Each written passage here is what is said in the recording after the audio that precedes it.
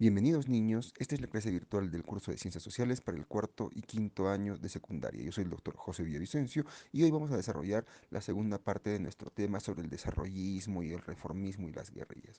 Nos habíamos quedado en el final del gobierno de Fernando Belaúnde Terry, quien fue derrocado, le dieron un golpe de Estado, el Comando Conjunto de las Fuerzas Armadas. ¿Quién estaba a la cabeza? Juan Velasco Alvarado.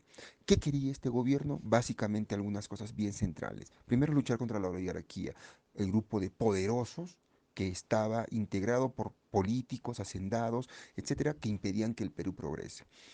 Además, querían generar políticas a favor de los industriales y empresarios nacionales.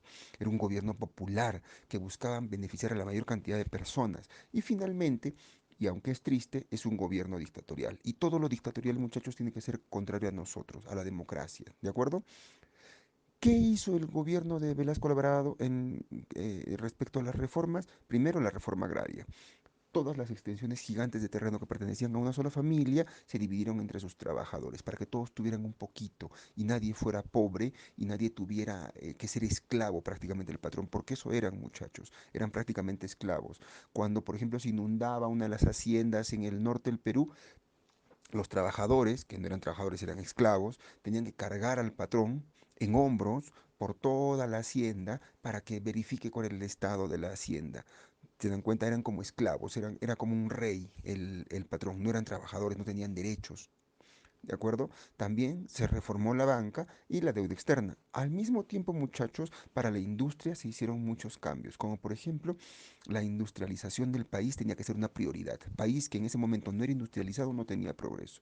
¿De acuerdo? Además, el Estado iba a ayudar con incentivos tributarios y crediticios para que esas personas que hacen una industria les daban dinero y entonces la industria crecía, ¿no es cierto? Finalmente, y lo más importante es que de lo que ganara esa industria por año, el 10% tenía que ser para los trabajadores. Hoy no hay empresas que repartan. Por ejemplo, Telefónica factura 1.000 millones de soles, no le da nada a sus trabajadores. Todo ese dinero es para los dueños. ¿De acuerdo? Además, Velasco Alvarado instituyó el quechua como idioma oficial. Deberíamos saber dos idiomas, muchachos, como en Canadá saben inglés y francés, como, no sé, en Nigeria hablan nigeriano e inglés, nosotros tendríamos que hablar quechua y español. ¿De acuerdo? Se hicieron muchas empresas nacionales como Entel Perú, Electro Perú, Enafer Perú, Pesca Perú, Minero Perú, etcétera. Todas esas encargadas de ciertos sectores para que de esa manera no vinieran los extranjeros a robarse nuestros recursos. Lastimosamente muere Velasco Alvarado y Francisco Morales Bermúdez toma su lugar. Lo apodan el traidor, no en vano. ¿Por qué? Porque volvió a vender el país a los poderosos extranjeros. Lastimosamente para él, la reforma agraria ya no tenía cómo volver atrás. Entonces eso no se pudo deshacer. Llama a elecciones Morales Bermúdez y las gana otra vez Fernando Belaúnde Terry en su segundo gobierno, que es peor que el primero. Nos vende completamente al capital extranjero y la gente estaba cada vez más harta porque éramos cada vez éramos más pobres, cada vez éramos más débiles en comparación con los empresarios que eran cada vez más ricos y para ellos iban todos los beneficios. ¿Qué pasó? Bueno, pasó lo que tenía que pasar. Salieron un grupo de personas a decir que estaban en contra del sistema. ¿Quiénes eran? Abimael Guzmán, Víctor Polay, etcétera. En general estos dos, por ejemplo, el primero líder de Sendero Luminoso y el segundo líder del MRTA. ¿Qué hacían estas dos personas? Estas dos personas le decían al pueblo que los poderosos no tienen por qué tener más que tú, que los poderosos se aprovechan de ti, que los poderosos... Y entonces, con ese discurso, que era un discurso bueno en el fondo, hicieron muchas cosas malas, como matar al pueblo, matar policías, robarle sus cosas a los campesinos. Conozco algunas personas en haciendas de Lima que han sido masacrados y han sido asesinados para robarles su ganado y su producción.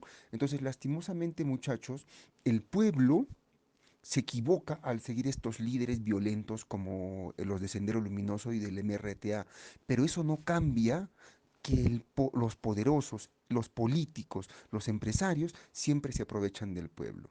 Eso no cambia que desde siempre hasta hoy y quizás por siempre vamos a ser nosotros los que tengan que pagar los platos rotos de la economía. Cuando la economía cae, somos nosotros los que sufrimos. ¿Por qué? Porque, por ejemplo, en esta pandemia las cosas suben de precio, ¿qué hacemos si no estamos trabajando? Pero en cambio los poderosos, no, no les pasa nada. ¿Ustedes creen que el dueño del Plaza Vea sufre? El dueño del Plaza Vea sigue vendiendo y nosotros le seguimos comprando. Él sigue estando feliz. Pero los papás de ustedes, yo y las demás personas que no podemos trabajar, no estamos felices porque no podemos ganar dinero y tenemos que pasar hambre y no podemos pagar la luz y no podemos pagar el teléfono y no podemos tener muchas condiciones que teníamos antes. Ustedes las están viendo en su casa, muchachos. ¿Alguien nos apoya? Nadie nos apoya. Pero sin embargo, el Estado le perdona 400 millones de dólares a Telefónica porque es una empresa grande. ¿Ustedes han visto que el Estado le perdone alguna deuda a una empresa pequeña? Nunca, muchachos. Entonces, si bien no está bien caer en los extremismos del terrorismo y de matar personas y de poner coches bomba, etcétera, sí tenemos que darnos cuenta que los empresarios, los poderosos, no se preocupan por nosotros, no les importamos, muchachos. ¿De acuerdo? Hasta ahí nuestra clase de hoy. Continuaremos la siguiente semana. ¿Ok?